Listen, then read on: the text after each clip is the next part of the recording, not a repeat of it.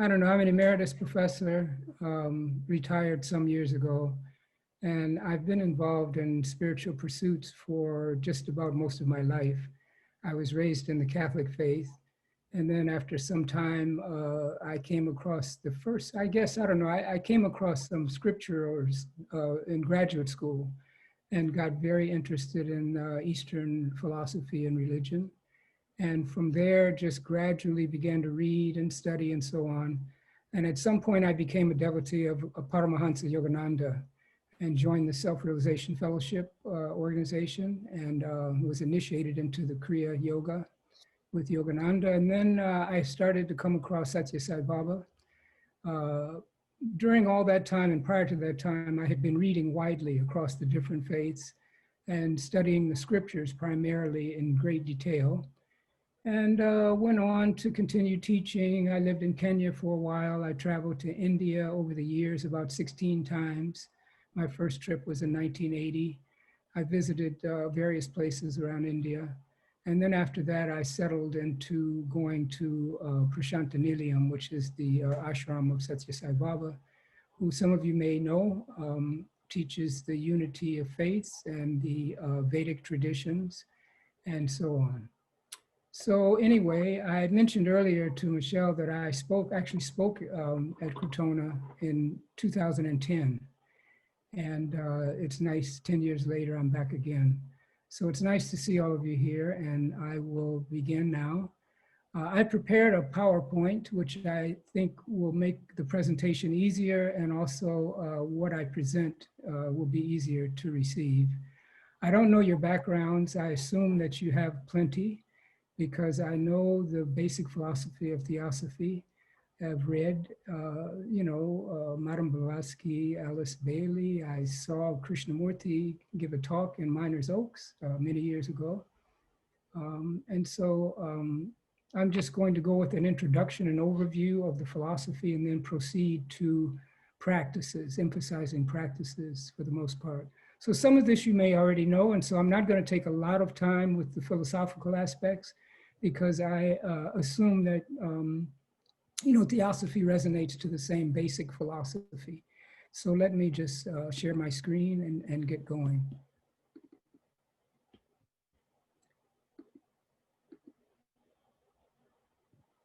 So this is just my opening slide, and I will discuss the guiding wisdom and emphasize the practices. So anyway, here we are with Hinduism being vast. I think it's probably as vast as any faith tradition on the planet. It's the grandfather of all faiths, as is said, the most ancient. And of course, it's deeply, deeply symbolic. We have people, especially in the West, looking at a picture like this and thinking, how could this be? What is this? With Ganesha there with his elephant head and the different colors, Shiva and so on. But really, there's only one God, and there's one central philosophy with Hinduism. There are 6 philosophical schools, and of course, like in any faith, there are multiple sects and denominations, and so on, even subsects. There's a wide range, as you can see in the image there, of symbolic deities, lots of rituals and festivals. I'll mention some of these as we go along. And also multiple forms of practice, which include the yogas, but are not exclusive to the yogas. Although I would say that if you understood the yogas, you would know that all the practices, if they're authentic, would fall under the category of one or more of the different distinct yogas, which really aren't distinct. I was going to make a lighthearted comment to say that if some of you are familiar with the music of Jimi Hendrix, you might have seen a picture like this on one of his very first albums, Experience, many, many years ago. So here, the philosophy is indicated as Sanatana Dharma, which literally means the eternal way of righteousness. It was actually the ancient name of Hinduism before Hinduism was formed as the faith that we call Hinduism today. So it's Sanatana Dharma, the eternal way of righteousness, the eternal wisdom, however one might want to refer to it. And the philosophy is principally guided by the Vedas. The Vedas fall under a category called the Shrutis, that which is heard, that which was divinely revealed. And so the Vedas comprise these Shrutis, and that's it for the Shrutis. Now, all the other scriptures and all the other texts, the Shastras, they call them to some extent, they're all under something called Smritis. And those are the things that are remembered from being passed down from gurus and teachers to subsequent generations. And these are sourced, these Smritis are sourced from the Vedas, pretty much. So the Vedas provide the core philosophy, and there are four, as you can see, the Rig, the Sama, the Ajur, and the Atharva Veda. Now, four of the principal texts that are often read by probably all Hindus who read the texts are the Upanishads, the Bhagavad Gita, the Bhagavata, and the Brahma Sutras. And these four are really, really wonderful. I've spent lots of time with each one of them, and especially the Upanishads and the Bhagavad Gita, and more recently, several times with the Bhagavata. I just love them. And they have the essence of the Vedas are contained in them in one way or another, principally in the Upanishads. The actual word Upanishad means that which you get when you sit near. And so the idea is sitting near to the God within, studying, reflecting, but staying near through practice. And so the Upanishads are really beautiful. And I'm going to quote one fairly soon, but I love them. The Bhagavad Gita literally means the song of God. And it's the story of Krishna and Arjuna in the Mahabharata war. The Bhagavata is another really wonderful scripture. And that one I like especially because it's the story of a king, Parikshit is his name, and how he eventually met his end and was instructed by Sukha, who was one of the great, great sages towards the end of his time on earth. And it also covers stories about Rama and Krishna. It's a very delightful story and it's very devotional. And I always get overwhelmed when I come to certain parts of that Bhagavata. And then the Brahma Sutras are simply aphorisms about God and truth. And so it's also a very wonderful scripture. All of them really worth spending some time with. And then another part of the Smritis are the Puranas. If memory serves me, I think there are about 36 Puranas, 18 Maha Puranas or major Puranas, and then 18 minor ones. The 18 major ones are mythology about the Hindu Trinity, Brahma, the creator, Vishnu, the preserver, and then Shiva, who is often known as the destroyer. But basically, Shiva destroys evil and all those barriers that are in our way of realizing our true self. So the Puranas are those, and they're about like Ishvara, one of the major gods, Ganesha, who most people know about, the elephant head god who is the son of Shiva, Hanuman, who is the great famous devotee of Rama in the Ramayana. He's also known as Rudra Avatara. Rudra is another name for Shiva. And then there's Garuda. There's a Garuda Purana that I like a lot. And one reason I like it is because it has a refrain that goes on and on. God is the soul of all.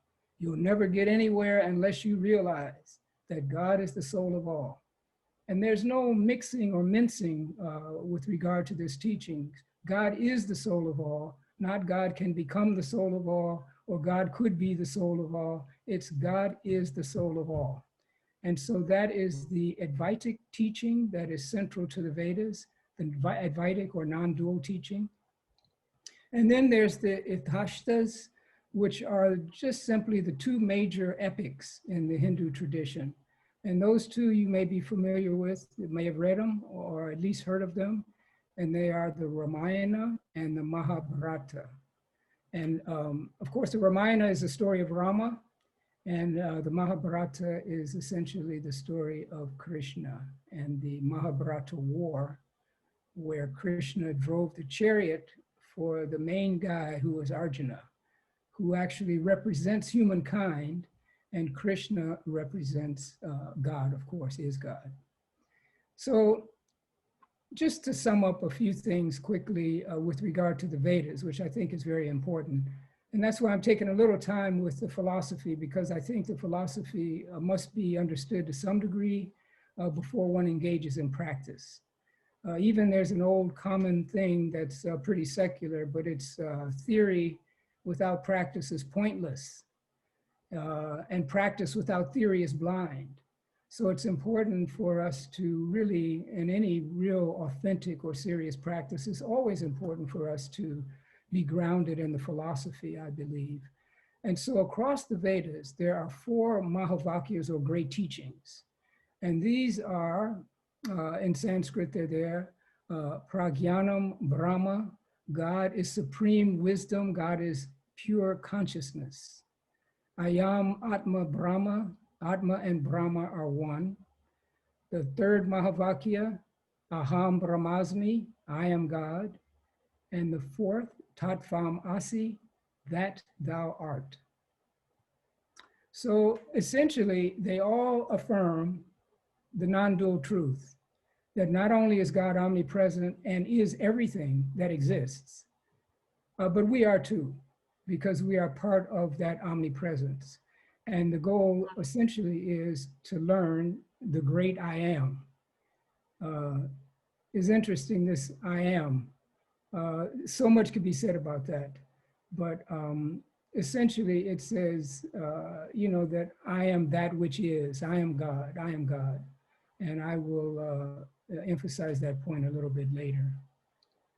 But anyway, this idea, really underscores the unity of divinity, that there's only one without a second, and we are part and parcel of that one, not distinct in any way. And that is the essential teachings of the Vedas, and these are the 4 Mahavakyas that affirm it in different ways, but they all say and express the same Advaitic or non-dual truth. So I want to just take a moment and read this to you, which is from one of the Upanishads, as you can see. Pleasant indeed are the study and the teachings of the Vedas.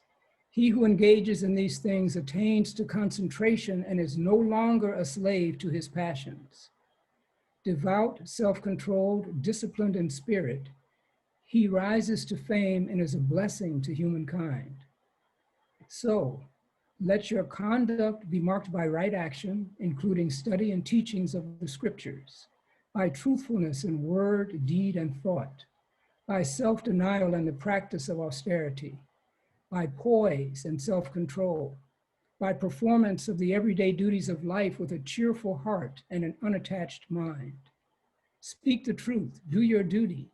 Do not neglect the study of the scriptures. Swerve not from truth. Deviate not from the path of good. If at any time there is doubt with regard to right conduct, follow the practice of great souls who are guileless, of good judgment and devoted to truth. Thus conduct yourself always. This is the injunction. This is the teaching. And this is the command of the scriptures. So this a bit is, I know we were going to emphasize practice. So this is a kind of a preview of the practice: right conduct, right action, study, truthfulness, these things, cheerful heart, unattachment, doing your duty, whatever that is. It's referred to in Sanskrit as swadharma, because there's 2 types of dharma or righteousness. The overriding one being the dharma, the universal dharma for all, which is to love, to serve, to practice truth, to be kind, respectful to everyone, that kind of thing. And then each of us has our own individual swadharma. We have our own duties because of who we are, what our past has been, what kind of life we're living as an ascetic, as a married person, as a student, whatever it turns out to be. We all have our own individual swadharma. So let me go to the next slide. I thought I'd just mention 6 of the major Hindu festivals, because as you can see, what I've written at the bottom is worshipful participation in these festivals and these kinds of activities pilgrimages, whatever it comes out to be, is practice. It's a form of practice. In fact, everything I can say is practice. Everything we say, everything we do, if it's done mindfully and with proper intention and from the heart, it's all spiritual practice. So the forms are different, as you know. They all vary and they're all different. But really, what's essential is to speak from the heart, to be in the heart, to act from the heart, and to accept the unity of divinity. So we have these, which some of you may be familiar with. We have Holi, which is the festival of colors. There's a little image there. It's also a festival of spring, and it's all, like evil being overcome by goodness, darkness being destroyed by light. And that's in Diwali, the Diwali celebrations, which are also have their counterparts in other faith traditions as well. So there's the little candles there. And, these celebrations go on, and they're pretty universal across the various sects of Hinduism. And then I've mentioned here Ganesha Chaturthi, which is the birthday, celebrating the birthday of Ganesha. Ganesha, as you may know, was the son of Shiva. And there's wonderful lore about how Ganesha got his elephant head. And lots of times his poor brother is neglected because Ganesha is so famous and he's loved so much. And there's images of Ganesha almost everywhere you go, especially in the East, of course, but here we've got so many images in the West. But he had a brother named Subramaniam, and he gets short shrift. But we do sing a hymn, a bhajan, about Subramaniam sometimes. And in fact, it's one of the hymns that we often end a bhajan session with, Subramaniam. And then there's Navaratri, Dusara, Durga Puja. These are three different names for the same celebration of the female aspect of God, Durga, Shakti, however you want to name her. Krishna Janmastami, which is the birthday of Krishna. Most everyone celebrates that. And then there's Guru Purnima, which is celebrated to honor your own particular guru. In some cases, this might be Shiva. In the case of those of us who have followed Sathya Sai Baba for some time, we've often gone to India on Guru Purnima to celebrate Guru Purnima there. And of course, it's just basically, it can be even your, still embodied teacher, if it's a spiritual preceptor or something. But typically, Guru Purnima is reserved for the great ones. Okay, just quickly on the 6 principal yogas, and I've also referred to them as systems of practice to achieve moksha, samadhi, nirvana. Yoga means to yoke to bind to. Religion means to bind back to. So it's basically the same thing. These are systems of practice in order to achieve realization of the self. In the Christian tradition, they would say heaven. But many of us with the Eastern background consider heaven to be temporary because of our fundamental belief in reincarnation and rebirth, as it's called in the Buddhist tradition. So there's Astanga Yoga, Raja Yoga, which are the same, basically the 8 limbs of yoga. And then there's Bhakti Yoga, the yoga of devotion. There's Hatha Yoga. Hatha literally means force, but it's about body postures, but with concentration and the movement of light and energy and those kinds of things. Jnana Yoga, the yoga of wisdom. Karma Yoga, the yoga of action. Action is really what karma means, but we often refer to it as service. We do service, and that's our practice of karma yoga. And then there's Kundalini Yoga, which is the arousal of the subtle energies through various postures and so on. And there's others, but I just wanted to mention these 6 and concentrate on 3, Bhakti Yoga, Jnana Yoga, and Karma Yoga, which are considered the principal 3. They also embody Astanga and Raja Yoga too. So, but these I will spend just a moment with. You can see I threw a cameo of me in there. I like to do that on occasion for a smile or a laugh or something. Getting none, I just carry on. But anyway, this is a picture that was taken in San Miguel de Allende several years ago. And I just like it a lot. And I have no one to show it to. except sometimes Sinat or Bill Harvey or Joel or Judy or someone. So I thought I'd put it here. These three primary yogas are always engaged. I mean, we're always engaged in some kind of action. If we're spiritual practitioners, we're always engaged in some kind of devotional activity. And if we're spiritual aspirants and practitioners, we're also engaged in seeking to know more, to gain in wisdom and understanding. So really, we're always performing all three, but it depends on the emphasis. Some people are committed to selfless service.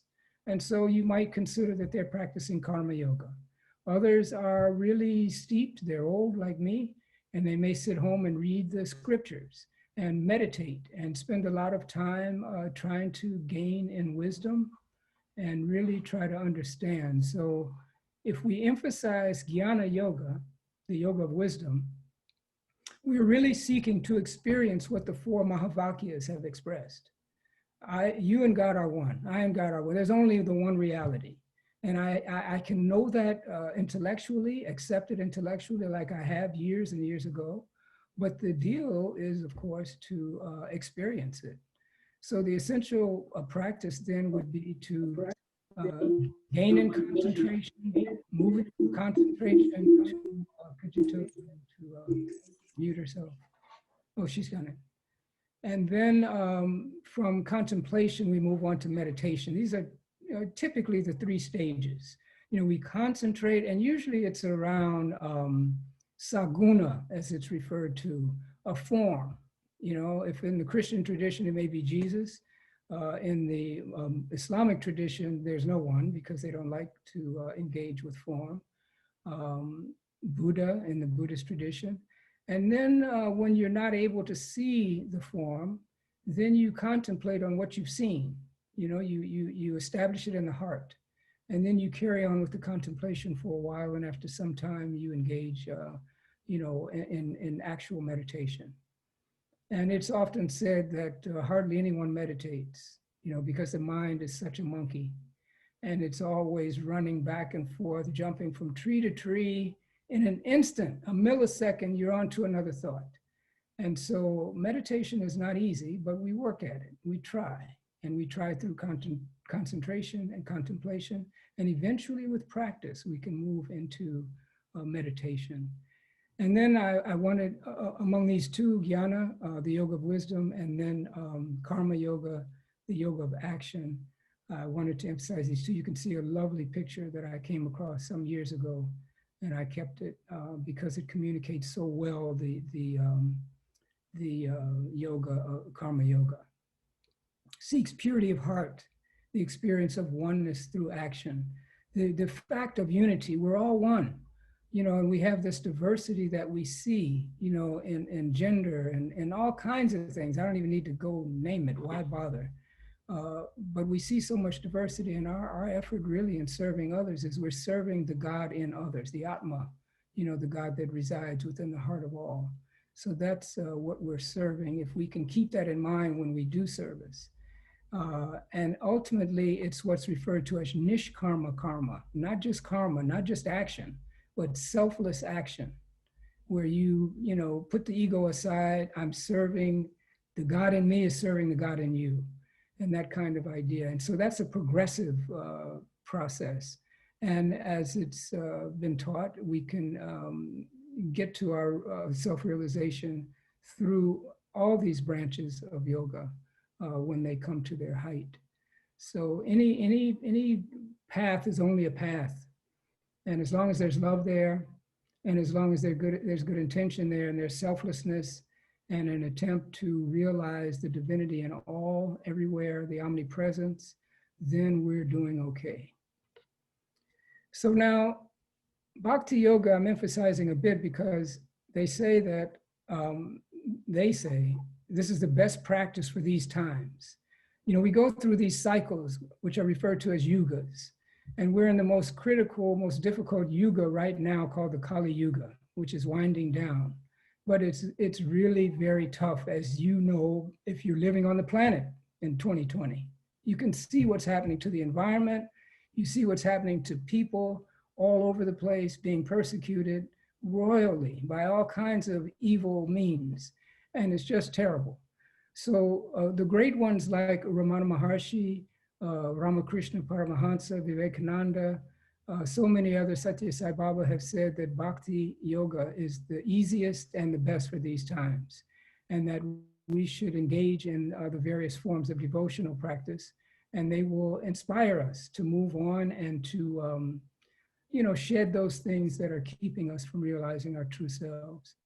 So these are all the Sanskrit terms: listening, singing, remembering, serving, worshiping, salutation of the Lord, establishing a master-servant relationship with God inside. It's an attitudinal sort of thing. And then the final one that's just listed here in no particular order, offering oneself to the Lord in complete self-surrender. And so there's also this part about companionship of the Lord. I mean, God is everything. So there's different stages at which we may progressively understand our relationship with God, who is no other than our true self. So for example, when we're young, we see God in the sky, this big, big God who's almighty and powerful, all this kind of way. And then after a while, God becomes more dear to us, more of a friend to us. And, I've had some wonderful dreams about being with a representation of God. And I remember one very recent dream where I was looking and saying, I don't know what to call you. Are you my father? Are you my mother? Are you my friend? And I eventually said, I'm going to call you my friend. And so I like the idea of somehow coming to an understanding where there's master-servant relationship for a moment, but there's no difference here. The Mahavakyas teach us, the Vedas teach us that there's no real distinction between who we are and that which we seek. And so this is really the goal, to realize that God is our child, God is our mother, our father, our grandchild, our aunt, our uncle, everyone we see. And that's really the way to practice bhakti yoga, or the yoga of devotion. So these different forms, I'll talk about some of them more particularly because now we're coming to practices. And I just have a few more slides here. Forms of puja meaning worship, prayers, meditation, other practices. There's the ancient thing out of the Vedas, the old practices of using fire, the homas they're called. But of course, it's not so common these days. But some have, some are being performed in different places. Even I know some devotees here in the US who do fire worship from time to time. And of course, that's part of one of the faith traditions too, is fire worship. And then, of course, there's these other forms of practice that many of us engage in on a daily basis or every other day or whatever it turns out to be. But bhajan singing, bhajans are just hymns, but we call them bhajans. Chanting, recitation of prayers. See, I can't see my screen. Prayers, then mantras from the Vedas and other shastras or scriptures. And then the Gayatri is a particular prayer that's said often. And some of you may be familiar with the Gayatri. The Asatoma prayer, which is, I have this on the screen, I'll show it to you. The Brahmananda prayer, which is a very special prayer from the Vedas. Samastaloka, universal peace prayer. Mrityunjaya prayer, which is overcoming the transition from what we call life to death. And many other prayers and forms. There's also satsang, discussions, of spiritual discussions with like-minded people, just being engaged and discussing things about God and spiritual practice and so on. And then there's pilgrimages that people of all faiths often take. And then, of course, there's mindfulness practices, but that's more, we always think of Buddhism when we think of mindfulness generally. But I put it here anyway, mindfulness and meditation. And there are different forms there too, like Soham, I am he, I am that. There's no gender, but he is what's, been there for I don't know how long. But the Soham is a practice of, it's like a breath practice, sort of. And then there's the light meditation. There's Namasmarana, where one chants the name of God with the form in mind. And then there's plain old japa, which is just chanting the name. It's sort of another form of Namasmarana. And then there's also the chanting of Om. And so let me move on, because I'd like to get through the rest of this before we stop for discussion. This is the Gayatri, which some of you are familiar with, I'm sure. It's a universal prayer. I have it here in the English sort of transliteration, and then the original Sanskrit. Om Bhurbhuvasavaha Tat Savitur Varenyam Bhargo Devasya Dhimahi Dhiyo Yo Na Prachodayat. And we don't just say it like that. Typically, we sort of sing it in a way. Om Supreme Divine, you are the creator of this universe of earth, space, and heaven. We adore you, O Supreme Light, source of all creation. We meditate upon your divine radiance, inspire all of our thoughts, dispel our ignorance, and illuminate our intelligence. That's a really good English translation for the Gayatri. Gayatri is really deep, and it's really, really wonderful, and it's all powerful. It's probably one of the #1 prayers that comes out of the Vedas. And so if you are interested at all, you can do some research on the Gayatri. I mean, I could share more, but we don't have the time to do that, and it's not the purpose. But it's a really, really wonderful prayer. It offers praise, it's a prayer, and it's a request to illuminate our intelligence. And then there's the Asatoma prayer, which some of you may have heard of. And this is another one that we typically sing. Asatoma Sadgamaya Tamasoma Jyotirgamaya Mrityorma Amritam Gamaya Om Shanti, Shanti, Shanti. And you can see there, from untruth lead us to truth, from darkness to light, from death to immortality. Om, peace, peace, peace. This is also a very wonderful one. And these two are quite good. We say them very often. And then there's the bhajans. These are wonderful, wonderful hymns, songs, thousands and thousands of them. And they're sung in praise of Shiva, Krishna, Rama, you name the person. There are hundreds, maybe thousands that have been written for Sathya Sai Baba while he was embodied. They're in all kinds of languages. You name the language, they have bhajans. I've heard them in so many languages, you wouldn't believe it, in Russian, of course, many in Spanish, lots in English. Lord, I Am Thine is one that I like to sing a lot. I won't sing it now, so we can get on with it. And then I have these other ones. There's just Shiva, all kinds of bhajans. And I have so many that I keep on my laptop. Just for a moment, I will start this one. No, I won't. Well, I won't do it because I can't. But anyway, these are just so wonderful. They can really take you out of here, some of these bhajans. I remember one night, sometimes we have this Shiva Ratri is another festival I didn't mention, a celebration of Shiva, 24-hour celebration once a year. And I was sitting, we did the 12-hour, we didn't do 24 hours, but we did 12-hour bhajan singing. And I was telling a friend, he actually lives in Ojai. His name is Eric Wing. And his mother, Pat Wing, used to be the nurse at Thatcher for maybe 30 some years. But they're dear friends of mine from many, many years ago. And anyway, I was sitting next to Eric and we were getting into maybe the 9th or 10th hour. And I looked over at him and I nudged him and I said, Eric, guess what? You know, just whispering. And I said, man, I'm having a party in my heart. I'm just having a party in my heart. And I was just so elevated.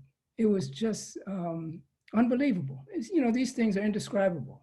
you just experience it and you're so joyful. You're just gone and you just love it. And so you can't get enough. So that's what bhajans can do for us. And so can other forms of practice. But the singing, the sound, the rhythms, all those kinds of things. And when people are like-minded and their hearts are open and we're all just happy and singing God's praises with intentionality, not just singing, but believing what we sing and having strong intentionality and trying to feel it resonate within the heart. That's the beauty of bhajans. They can just take you away. This is the Brahmananda prayer and the Universal Peace Prayer, which I mentioned earlier, the Brahmananda, which comes from the Vedas. This is a wonderful affirmation of the truth. I am God, I am not different from God. I am the indivisible, supreme absolute. I am Satchidananda, being, awareness, bliss. Grief and anxiety cannot affect me. I am ever content. Fear can never enter me. Now, this is a prayer in some ways, as it says, Brahmananda prayer, but it's also an affirmation. And as we grow in our practice and grow in our resonation, so to speak, grief and anxiety, they stay a good distance. I mean, it's hard to be embodied and not to be affected by grief and anxiety or fear, but it's possible. We've seen it in the great scriptures. We know it's possible. So let's just believe it and be with it. And then there's Samasta Loka Sukhino Bhavantu. That's one that I say several times of late every day. May all the beings in all the worlds be happy. Yes, let's pray for that. I won't spend any time with this one really, but this is the Maha Mrityunjaya mantra, which is often chanted when someone passes away or when someone is leaving the planet. I learned this many years ago and had the good fortune of reciting it to when I was asked to do a Hindu funeral some years ago. And of course, I'm not a Vedic priest or anything like that, but I had memorized this mantra and I knew to read chapter 18 of the Bhagavad Gita, which is often read or recited during such a time, and the recitation of Om over and over and over. And so this one is really wonderful. And I like to say this often too. You can see the translation there.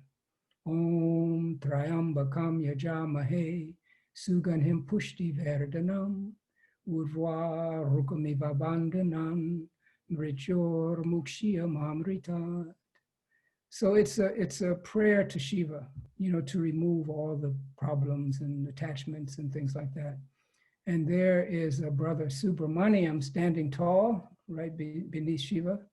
Ganesha is often sitting with his mother, but Subramaniam is often standing. And Shiva is Shiva, what can you say? And so when I talked in the first slide about the symbolism, everything there is full of symbology. It's just beautiful, all the things. The Ganges coming out of Shiva's hair, the snakes, the moon, the Trishul, the Damaru, the drums, everything. Meditation, Soham, I mentioned that earlier, light meditation, Japa, Namasmarana, and Om. And again, I repeated from concentration to contemplation to meditation. Soham, I am he, I am that. Meditation on the breath while affirming the truth within oneself of the Mahavakyas. I am he. As you breathe in, so it's a subtle sound of the breath. And as you breathe out, hum. So hum. And just doing it and doing it and doing it. And ultimately, it is said that transforms into Om, the separation of so and hum.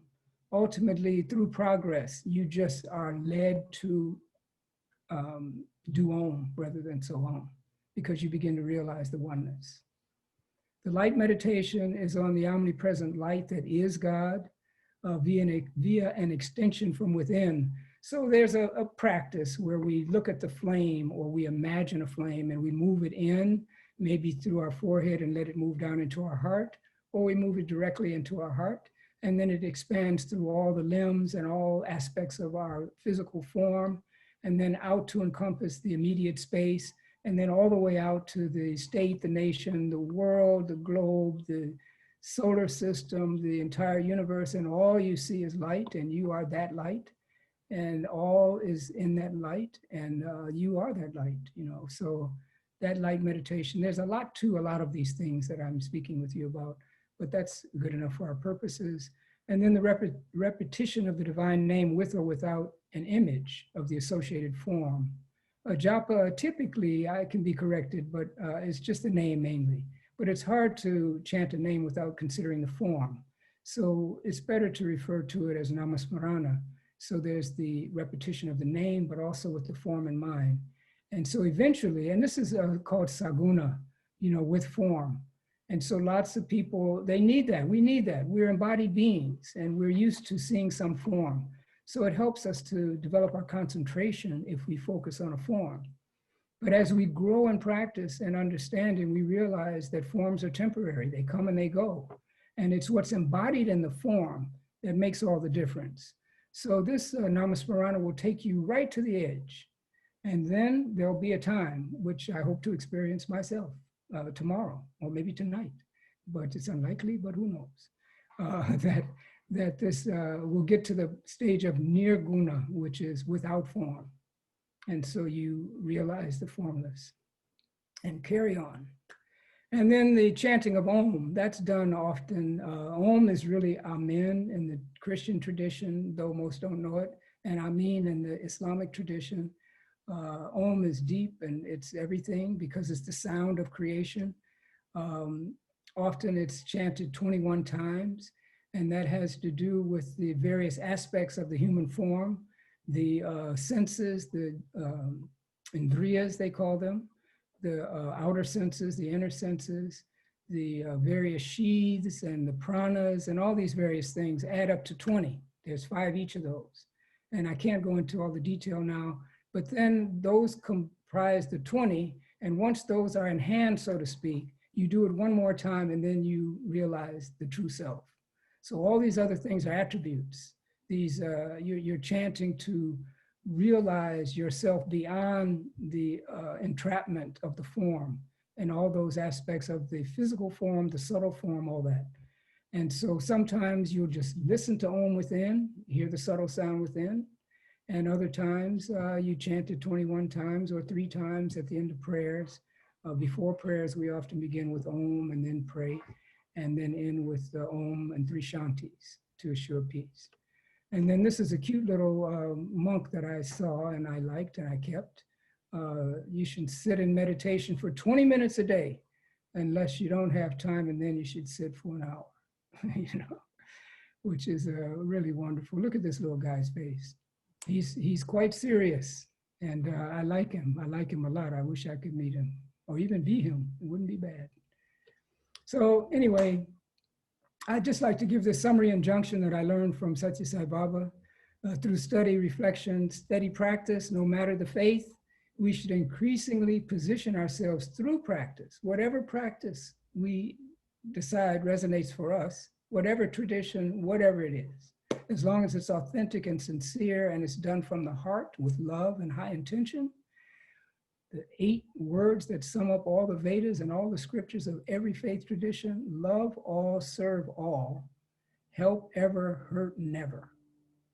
Now, if we think about this for some time, we realize really that this does sum up all the injunctions of all the great masters and teachers and all the scriptures. Love everyone, serve everyone, help everyone, never hurt anyone because you're hurting yourself, you're hurting God. There's wonderful stories about realized beings. I love some of these stories about, you know, somebody's beating a dog and then the master has scratches all over him. And they say, well, what happened to you? Did somebody beat you? No, no one beat me. You beat me, because he's embodied in everyone. So that's it. And this is my final slide that I wanted to show, because this is our goal. We become the reflection and both melt into everything or nothing, which is the same. Nothing, I prefer nothing, but we can talk about everything. So anyway, thank you for listening. I tried to get through this and leave some time. I earned my money talking. You know, I was a professor, so it's hard to break that habit. And I love, love, love talking about scriptures and anything spiritual. I just get very happy and very excited. And I can go on and on and on, even when I want to stop. But I will stop now because I should have to practice discipline.